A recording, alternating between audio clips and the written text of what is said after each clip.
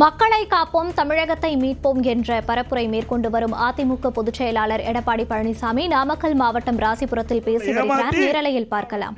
ஆட்சிக்கு வந்தா நீட் தேர்வு ரத்து செய்யப்படும் என்ற அறிவிப்பை கொடுத்து மக்களிடத்திலே வாக்குகளை பெற்றார்கள், இளைஞர்களை வாக்குகளை பெற்றார்கள், ஆட்சிக்கு வந்தார்கள். இன்றைய தினம் நடக்காது என்று கைவிரித்து விட்டார். நேற்றுக்கு முன்தினம் தெளிவாக சொல்லிட்டார் கூட்டத்தில், கிருஷ்ணகிரி கூட்டத்தில், இனிமேல் நீட் தேர்வுக்கு விலக்கு பெற முடியாது. இதைத்தான் நாங்களும் தொடர்ந்து சொன்னோம். ஆனா இதிலிருந்து என்ன தெரியுது? பொய்யான அறிவிப்பை திமுக வெளியிட்டது அம்பலப்படுத்தப்பட்டு விட்டது. பொய்யான அறிவிப்பு தானே. இன்னொன்னு, திரு உதயநிதி ஸ்டாலின் சொன்னார், நீட் தேர்வை ரத்து செய்வதற்கு ரகசியம் என்று சொன்னார். ரகசியத்தை வெளியிட்டாரா? இப்ப வெளியிட்டாங்க, முடியாதுன்னு வெளியிட்டாங்க. இப்போ திரு உதயநிதி ஸ்டாலின் அவர் நீட் தேர்வு ரகசியம் சொன்னாரு. அவர் எப்ப அந்த ரகசியத்தை வெளிப்படுத்திட்டாரு, இனிமேல் நீட் தேர்வுக்கு விதிவிலக்கு பெற முடியாது என்ற ரகசியத்தை வெளிப்படுத்தி விட்டார்.